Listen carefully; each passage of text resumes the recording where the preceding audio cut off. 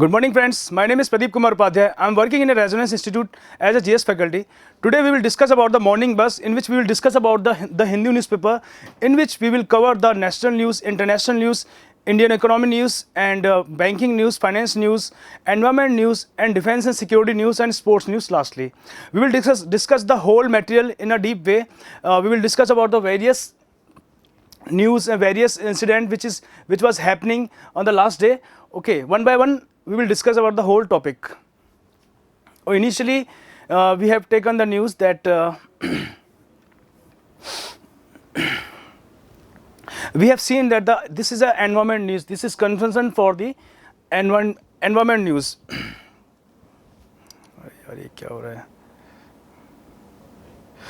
Okay, sorry. We have seen that the cheetahs may be flown in from new countries. We have seen that we have adopted a few cheetahs from the Namibia country and South Africa country and import to the Kuno National Park in Madhya Pradesh. And we have seen that they were dying one by one, and because due to the climatic conditions are not favorable for them, and due to the various food they have not taken proper amount, and we have already protected a lot of measurement. Our forest division department providing a lot of healthy equipments and proper caring. Instead of this, they have lost their life. So we have decided that according to our Indian climate condition जो हमारे India की climate की होती हैं, उसके according जो other countries में भी जो फेवरेबल कंडीशंस रहेंगी, उसके अकॉर्डिंग वहाँ से हम चीते को इंपोर्ट करेंगे as compare to as neglected the Namibia and South Africa. हम अदर्स कंट्रीज से उसको इंपोर्ट करेंगे जो क्लाइमेटिक कंडीशन वेरी करें ताकि उसमें वो अडॉप्ट कर सकें चीताज. ओके, तो ये एक न्यूज़ थी एनवायरमेंट की. और अवार्ड्स एंड सेरेमनीज़ के अंदर हम देखेंगे हमारी जो फेमस इंडियन एक्ट्रेस हैं बॉलीवुड की, वहीदा रहमान जी, इनको दादा साहब फाल्के अवार्ड मिला है इनके बेहतरीन कार्य के लिए. बॉलीवुड में इन्होंने बहुत बेहतरीन पिक्चर दी, अदाकारी के लिए बहुत फेमस हैं, और इसकी वजह से इनको union information and broadcasting minister Anurag Thakur ji ने इनको वो दादा साहब फाल्के अवार्ड मिला है. दादा साहब फाल्के अवार्ड की शुरुआत बहुत पहले हुई थी, जिसके द्वारा बॉलीवुड में उत्कृष्ट कार्यों के लिए प्रदान दिया जाता है. ठीक है, तो ये एक न्यूज़ थी अवार्ड्स की. और हम देखेंगे अब वन बाय वन. ओके, जैसे हम देखेंगे ये एक न्यूज़ है, सॉरी कुछ ट्रबल हो रहा है लिटिल. ये न्यूज़ है जैसे दिल्ली के अंदर मुखर्जी नगर एरियाज़ हैं, वहाँ पर क्या है कि प्रॉपर तरीके से जो एरियाज़ हैं ये बहुत कंजस्टेड एरियाज़ हैं. रिसेंटली एक फायर का एक इंसिडेंट हुआ था, एक बिल्डिंग में आग लग गई थी, तो वहाँ से प्रॉपर प्रिकॉशंस मेजर उन्होंने नहीं किए थे.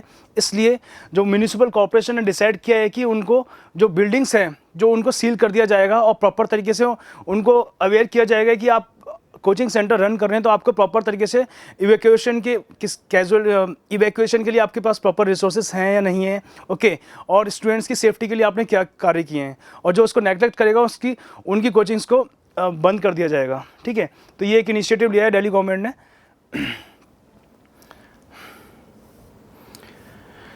नेक्स्ट हम पढ़ेंगे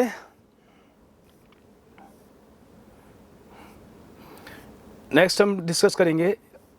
Just a minute.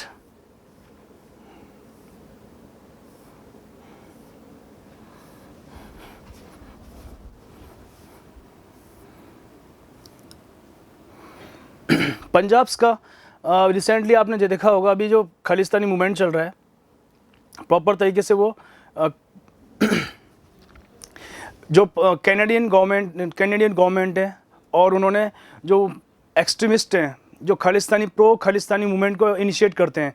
निज्जर जैसे एक खालिस्तानी टेररिस्ट थे, निज्जर की हत्या के बाद में हमारे जो इंडिया पे एलिगेशन लगाए कि आपने उनकी डेथ हो इंडिया की वजह से हुई है, इंडिया की स्पाई एजेंसी ने उसको डेथ करी है. पर ऐसा सच में नहीं है.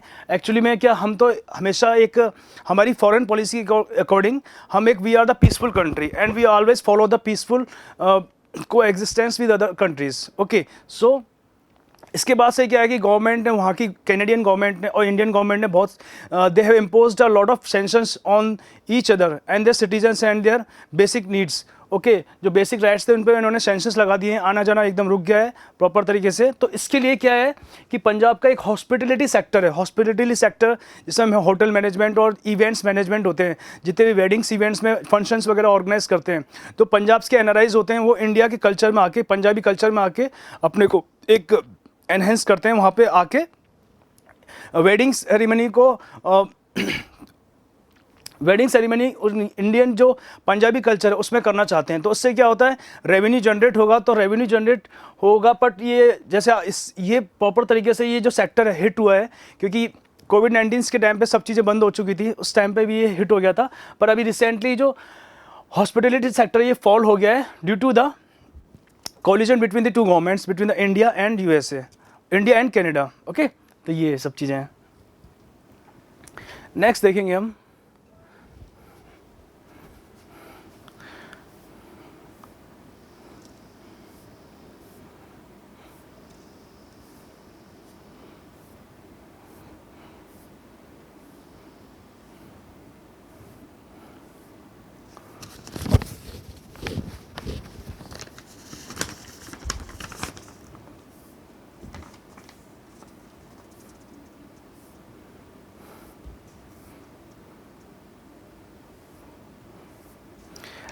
रिसेंटली ये एक इनिशिएटिव राजस्थान मॉडल का कोटा का नवनिर्माण किया गया है। इसमें कोटा के अंदर देखा होगा आपने, कोटा का सिटी पार्क का इनॉग्रेशन किया है राजस्थान के चीफ मिनिस्टर अशोक गहलोत जी ने, और वहाँ पर उन्होंने चंबल रिवर फ्रंट बनाया है। चंबल रिवर फ्रंट भारतीय संस्कृति का एक अद्वितीय दर्पण है। मीन्स यहाँ पर पूरी इंडियन कल्चर और हेरिटेज का एक बहुत बेहतरीन संगम है। उसमें उन्होंने बहुत सारी चीज़ों को उकेरा गया है और रिप्रेजेंट किया है वेरियस कंट्रीज़ की। तो इसमें आप देखेंगे कौन कौन सी चीज़ें हैं, जैसे इंपॉर्टेंट चीज़ें, जैसे वैदिक घाट बनाया गया है, चंबल का एक हेरिटेज लुक प्रोवाइड किया है। जिस तरह से अहमदाबाद के अंदर साबरमती रिवर फ्रंट है, उसी तरह से हमारे कोटा के अंदर वैदिक घाट बनाया गया है, जिसमें प्रथम 4 पंचतत्व वायु, अग्नि, जल, पृथ्वी और आकाश के मंदिर बनाए गए हैं। तो ये एक एपिटोम है बहुत इंपॉर्टेंट। नंदी घाट बनाया गया, सबसे विशाल नंदी जी की प्रतिमा को स्थापित किया गया है। ओके, और दशावतार में वृंदावन में भगवान विष्णु के 10 अवतारों की प्रतिमाएं बनाई गई हैं। और गीता घाट में क्या है, रिप्रेजेंट करेगा ये संपूर्ण गीता के शिलालेख एवं कृष्ण अर्जुन संवाद के फ्यूरल्स, उनको रिप्रेजेंट किया गया, उनकी पूरी मॉन्यूमेंट्स को बनाया गया है और उपदेशों को इस पर उकेरा गया है ताकि लोग उसको पढ़ सकें और एक मथुरा जैसी स्पिरिचुअल प्लेस का एक फीलिंग ले सकें। ठीक है, और शांति घाट में योग को समर्पित घाट है, जिससे कुंडली चक्र से जागृत अदृश्य मानव वो ये दिया गया है, दिखाया गया है इसके अंदर शांति घाट के अंदर। और एक जन्नती दरवाज़ा है, जन्नती दरवाज़ा के अंदर क्या रिप्रेजेंट किया गया है, इस्लामिक जो वास्तुशैली है उस पर जन्नती दरवाज़ा को रिप्रेजेंट किया गया है। ठीक है, तो ये इस्लामिक रिलीजन के पॉइंट ऑफ व्यू से बहुत इंपॉर्टेंट है ये। और सिंह घाट, मतलब जैसे ही आप एंटर करोगे चंबल रिवर फ्रंट के अंदर, तो एक प्रॉपर तरीके से सिंह है जो शेर हैं आपका वेलकम करेंगे, okay, in a proper way. तो ये 9 शेरों की मार्बल से एक प्रतिमाएं बनाई गई सिंह घाट के अंदर। शौर्य स्तंभ, जैसे हमारे महाराणा प्रताप हैं जो मेवाड़ के शासक रहा करते थे, उन्होंने उनकी प्रतिभा को, उनकी राजस्थान के रणबांकुरों को समर्पित शौर्य गाथाएं जो आपने बहुत पढ़ी होंगी राजस्थान के अंदर, तो और महाराणा प्रताप जी की मूर्ति को स्थापित किया गया है। ठीक है, और भी ये सारे घाटे हैं अलग अलग जो पूरे चंबल रिवर फ्रंट में लेफ्ट साइड और राइट साइड में पूरे फैले हुए हैं। तो यहाँ पर ये फैसिलिटी दी गई है। ओके, तो ये एक रिसेंटली एक इनिशिएटिव है राजस्थान गवर्नमेंट का टूरिज्म को एनहेंस करने के लिए, प्रमोट करने के लिए। इससे क्या होगा, टूरिज्म इंक्रीज़ होगा। टूरिज्म इंक्रीज़ होने की वजह से हमारी जो रिच कल्चरल हेरिटेज है उसके बारे में अवेयरनेस फैलेगी लोगों के बीच में, और हमारी जो समृद्ध विरासत है उसको आगे बढ़ाने में बहुत एक ये उपयोगी कदम है। ठीक है, नेक्स्ट हम देखेंगे जरा,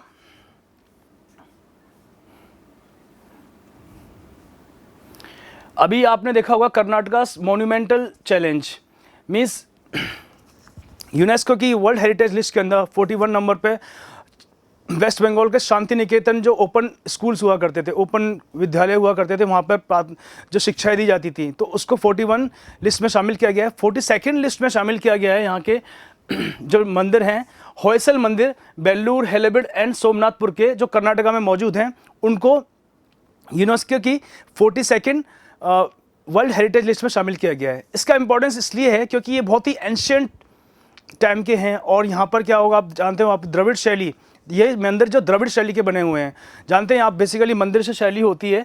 उत्तर भारत में जो मंदिर कहले जाते हैं वो नागर शैली के कहलाते हैं। और साउथ में आप डिस्कस करोगे, साउथ में जैसे आप इंडिया के बारे में बात करेंगे जरा हम, तो उत्तर साइड में जो होते हैं वो बेटा नगर शैली के होते हैं,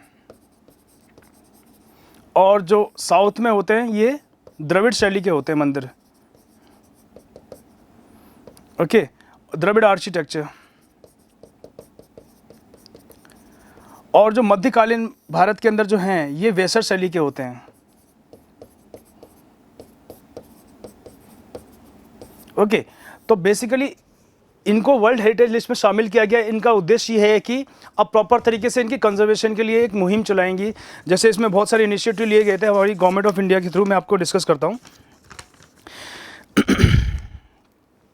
rich repository of architectural and cultural properties and Archaeological Survey of India conserved the 848 monuments including temples, mosques, churches, tombs, forts, citadels and stepwells। मंदिर, मस्जिद और चर्च और गुंबद और किले और प्राचीन जो बावड़ियाँ हैं उनको कंजर्व करने के लिए भारतीय सर्वेक्षण विभाग ने एक मुहिम चलाई है। इस मुहिम का नाम है monument conservation, like Srirangapatna, Vijayapura, Kalaburagi, वहाँ पर एक कंजर्व किया गया कर्नाटक के अंदर। और सेवरल इनिशिएटिव लिए गए सेंट्रल गवर्नमेंट और स्टेट गवर्नमेंट के थ्रू, जिसमें एडॉप्ट अ मॉन्यूमेंट स्कीम। इसके अंडर में क्या है कि नमः स्मारक, आवर मॉन्यूमेंट, हमारे मॉन्यूमेंट से हमारी धरोहर है, सांस्कृतिक धरोहर है, उसको हम कैसे तरह प्रिजर्व करके रखेंगे ताकि हमारी इनकमिंग फ्यूचर जनरेशन होगी वो उसको भी महसूस कर सके, उनको देख सके। ठीक है, और ये हमारे लिए बहुत प्राउड की बात है। उसमें से हमने रिसेंटली में 280 monuments have been listed as eligible for adoption. इसमें से 280 मॉन्यूमेंट्स है उनको हमने एडॉप्ट किया है और और उनको कंजर्व करने के लिए, प्रिजर्व करने के लिए हमारे बहुत सारे एक कदम उठाए जा रहे हैं। ठीक है, तो ये एक बहुत इंपॉर्टेंट टॉपिक था बेटा। ये हमारा एक फंडामेंटल राइट्स है कि हम अपने जो फंडामेंटल राइट्स भी है कि हमारे जो बेसिक जो मॉन्यूमेंट्स हैं उनको कंजर्व करना, उनकी रक्षा करनी है हमें। ओके, नेक्स्ट देखेंगे हम।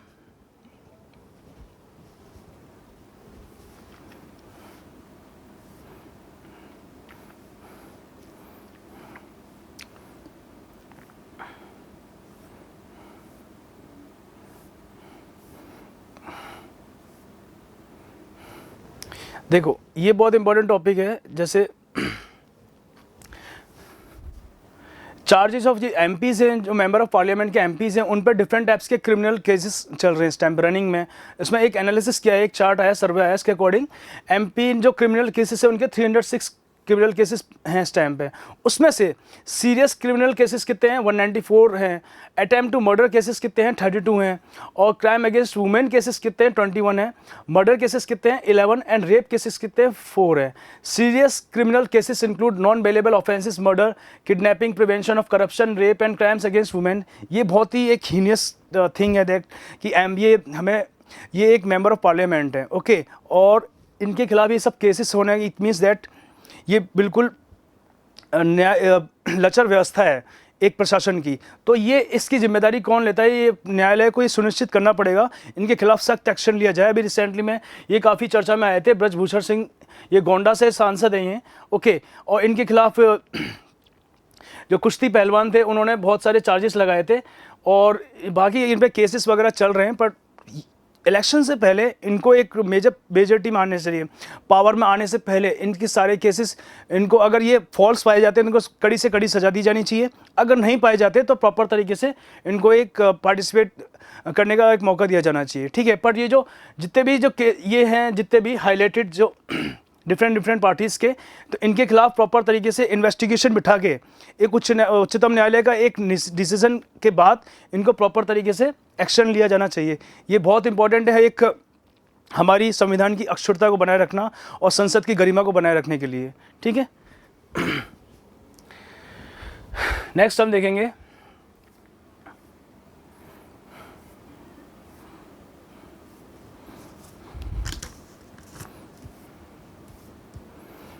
recently we have seen that Indo-Pacific region web of interdependencies army chiefs. The army chief of India and the US made wild remarks about the China's-led reclamation in the South China Sea and said that these challenges are manifesting as a threat, stressing cooperation is a critical component of a collective response.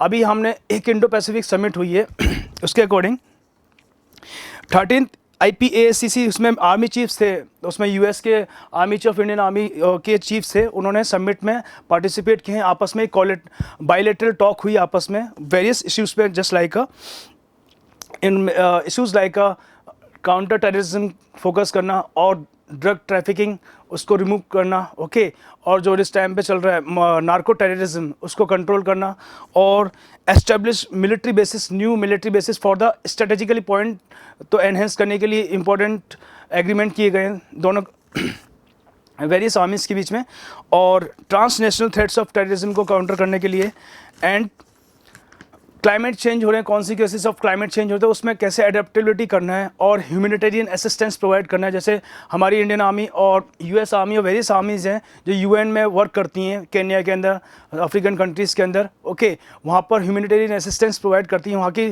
Piece को maintain करने की, वहाँ पर UN की तरफ से ये different armies हैं वो पार्टिसिपेट करती हैं, ओके।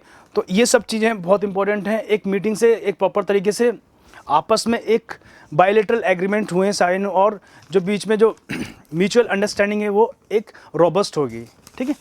तो ये एक टॉपिक था डिफेंस से रिलेटेड। नेक्स्ट हम देखेंगे इंटरनेशनल टॉपिक, एक बहुत ही इंपॉर्टेंट है,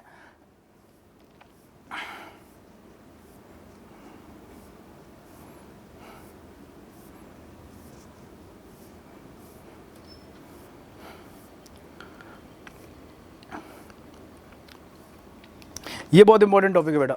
Nepal says no to China security initiative. देखो मैं आपको थोड़ा एक पोजीशन बताता हूँ इंडिया और नेपाल की और चाइना की, उसके अकॉर्डिंग क्या क्या बहुत सारी चीज़ें जो हैपनिंग हो रही हैं, बहुत इंपॉर्टेंट है वो सब चीज़ें। ये नेपाल है, ओके, और ये यहाँ पर चाइना है, ये इंडिया है,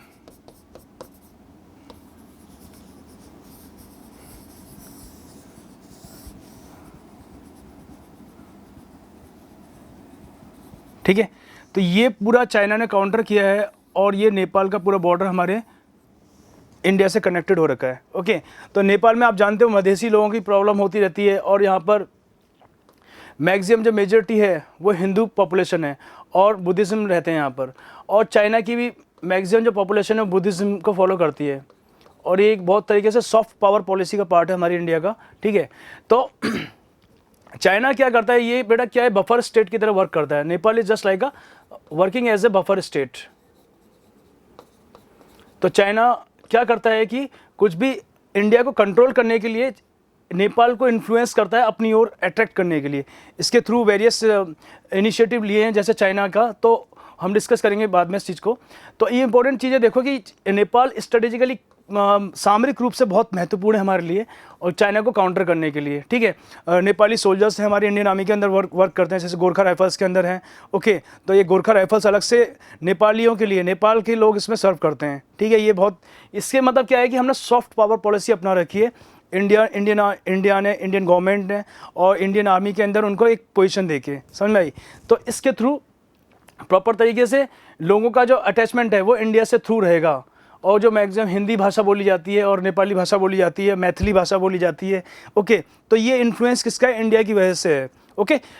उसी तरह से ना चाइना क्या कर रहा है, चाइना इनको जब सपोज करो नेपाल के अंदर थोड़ा फाइनेंशियली क्राइसिस रहता है, तो ये क्या बहुत सारे प्रोजेक्ट्स वगैरह लेके आता है और मीन्स ये क्या करता है, प्रॉपर तरीके इकोनॉमिकली इसको कवर अप करने के लिए कोशिश करता है, मतलब पैसा, ये डेप्ट इंक्रीज करके पैसा दे के प्रॉपर तरीके से इन्फ्लुएंस करने की कोशिश करता है। ये रिसेंटली जैसे इसने चाइना ने श्रीलंका पे कर लिया है और चाइना ने पाकिस्तान पे कर दिया है, ओके।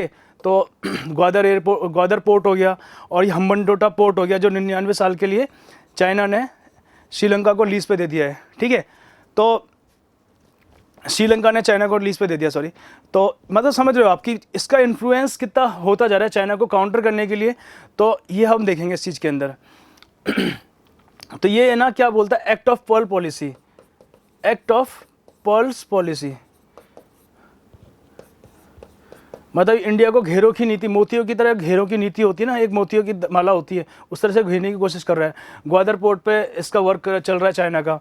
और one belt one road initiative है पाकिस्तान के अंदर पूरा चल रहा है, ठीक है। चाइना ने पूरा अपनी पैसा लगाया पाकिस्तान के अंदर, पैसे के बहुत सारे प्रोजेक्ट्स बनाए हैं इसने, ओके। काराकोरम नेशनल हाईवे पे उन्होंने बहुत सारे प्रोजेक्ट बिल्डअप किए हैं। तो ये चाइना प्रॉपर तरीके से इंडिया को काउंटर करने के लिए, इंडिया को घेरने के लिए ये सब चीज़ें कर रहा है। तो इसमें बहुत इंपॉर्टेंट चीज़ें हैं, जैसे चाइना की फॉरेन पॉलिसी के बारे में बात करेंगे हम। Nepal denies the China for the security initiative, president Jinping global security initiative, Nepal PM पुष्प कुमार दहल प्रचंड only supports the global development initiative. मतलब हमारे जो नेपाल के जो प्राइम मिनिस्टर हैं पुष्प कुमार दहल, इन्होंने डिनाई कर दिया है कि ग्लोबल सिक्योरिटी इनिशिएटिव में पार्ट नहीं करेंगे। चाइना की बेसिकली 3 पॉलिसी चल रही है इस टाइम पे, चाइना की फॉरेन पॉलिसी का पार्ट है, मैं आपको बताता हूँ। उसमें सबसे पहला है हमारा GDI, ग्लोबल डेवलपमेंट इनिशिएटिव।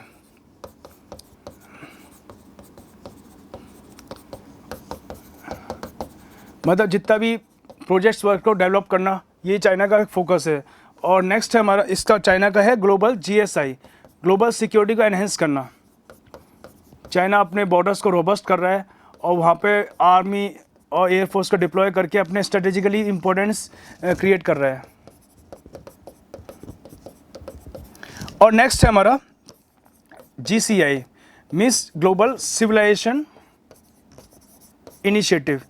देखा होगा कि अभी तिब्बत रीजन में बहुत सारे प्रोजेक्ट्स चल रहे हैं और अरुणाचल प्रदेश को ये अपना पार्ट, इंडिया का पार्ट मानता नहीं है। रिसेंटली हमने 19 एशियन गेम्स के अंदर 3 जो अरुणाचल प्रदेश के जो प्लेयर्स थे उनको वीज़ा अलाउट नहीं किया था, पर इंडिया ने उनके अगेंस्ट में एक्शन लिया और फिर उनको अलाउ किया, ठीक है।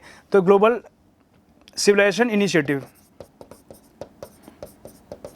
तो इसके थ्रू ना बेटा क्या है कि ये सारी फॉरेन पॉलिसी चाइना की, तो इसमें ओनली जो नेपाल ने पार्टिसिपेट किया है, नेपाल ने खाली ग्लोबल सिक्योरिटी पार्टीज नहीं किया, इन्होंने खाली ग्लोबल डेवलपमेंट इनिशिएटिव में पार्टिसिपेट किया है। जो भी इंफ्रास्ट्रक्चर प्रोजेक्ट्स होंगे regarding the roads, railways, okay, national highways, और वो सारे इसमें नेपाल ने किया है। नेपाल ने ओनली पार्टिसिपेट किया है ग्लोबल डेवलपमेंट इनिशिएटिव के अंदर। इसमें Nepal upholding it's independence, sovereignty and territorial integrity, ports, roads, railways, airways and grids in an orderly manner jointly build the trans-Himalayan multi-dimensional connectivity network। मतलब इसके थ्रू ये ना प्रॉपर तरीके से इन्होंने जो भी आप प्रोजेक्ट्स वगैरह हैं वो इसमें जो भी चाइना इन्वेस्ट करेगा वो नेपाल इससे एग्री हो गया, पर सिक्योरिटी का पार्ट नहीं होगा, क्योंकि अगर सिक्योरिटी का ये पार्ट करता फिर इंडिया के थोड़ा ये फेवरेबल नहीं होते हैं। तो ये चाइना अपना स्टैंड, चाइना ने बिल्कुल स्टैंड उसको फॉलो नहीं किया है और नेपाल ने अपना स्टैंड रखा है और इन्होंने ओनली ग्लोबल डेवलपमेंट इनिशिएटिव में पार्टिसिपेट किया है। तो ये था एक IR का topic, okay. I hope that आप सबको समझ में आया होगा। तो नेक्स्ट हम देखेंगे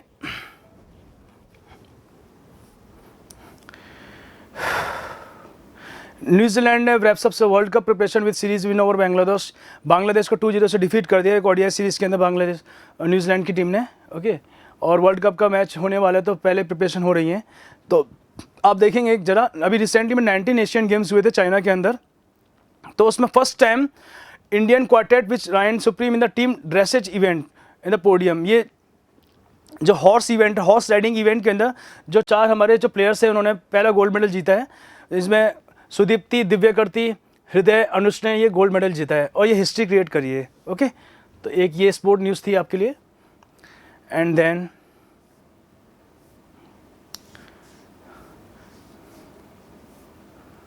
so this was the whole Hindu editorial discussion we have already done, okay। So that was this is the last topic, science and technology का बहुत इंपॉर्टेंट टॉपिक है, मैं इसके बारे में डिस्कस करता हूँ आपसे। देखो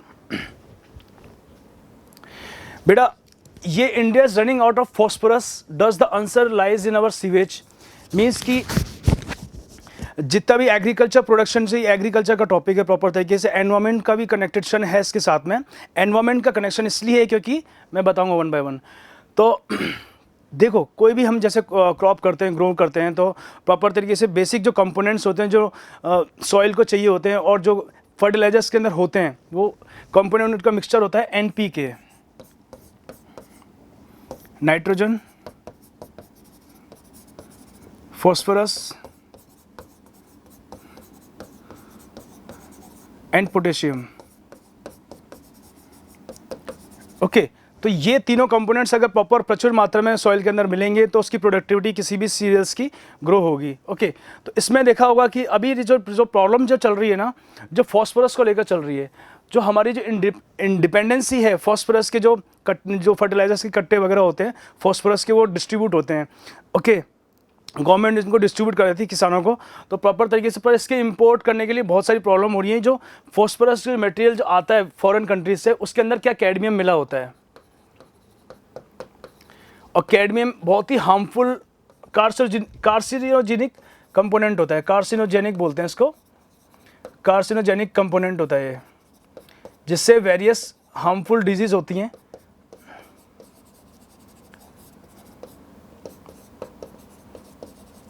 उसमें होता है क्रोनिक डिजीज हो जाती है इससे,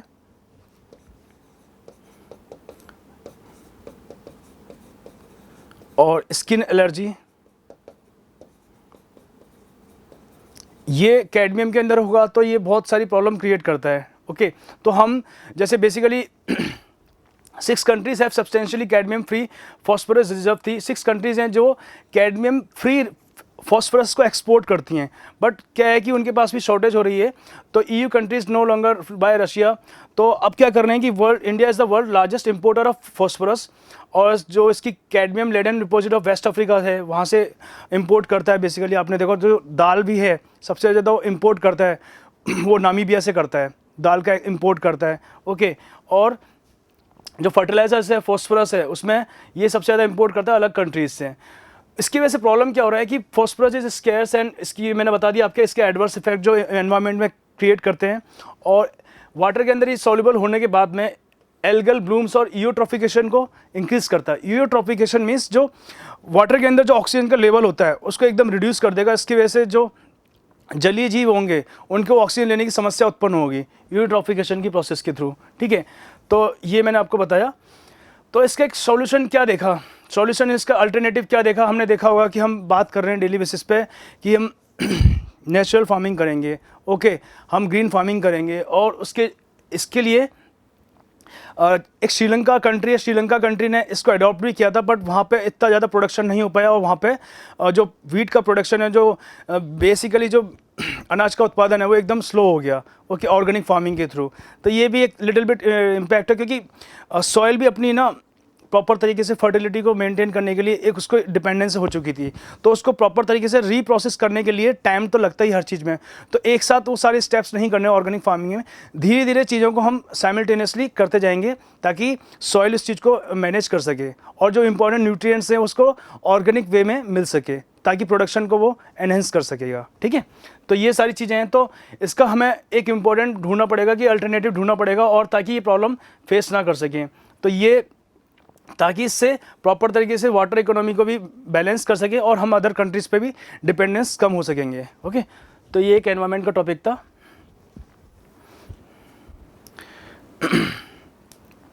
और ये वाटर में ईजिली डिस्पोज नहीं हो पाता तो बहुत सारी प्रॉब्लम्स होती हैं। जैसे पंजाब में भी देखा होगा आपने, ये इतना ज़्यादा फर्टिलाइजर्स की वजह से प्रोडक्शन तो इंक्रीज़ हो गया, बट जो हम उस चीज़ को कंज्यूम कर रहे हैं उसकी वजह से वेरियस डिजीजेस लाइक कैंसर हो गए, लोगों को स्किन कैंसर हो गया। और पंजाब के अंदर एक कैंसर ट्रेन चल रही है जो भटिंडा से लेकर श्री गंगानगर तक जाती है। ठीक है, उसमें देखा होगा आपके मोस्टली जो फार्मर्स हैं वो बेसिकली अफेक्टेड हैं किससे, कैंसर से। तो ये सारे एडवर्स इफेक्ट हैं इन सब के फर्टिलाइजर्स के लिए। तो हमें फाइनली ये है कि हमें ऑर्गेनिक फार्मिंग पे आना है, पर 1 बाय 1 धीरे धीरे करके आना है ताकि वो नेचर में अडॉप्ट कर सके उस चीज़ को। ठीक है, सो ये सारे टॉपिक्स तो that was the last topic we have discuss about the Hindu editorial. Okay, so मिलते हैं फिर, थैंक यू वेरी मच।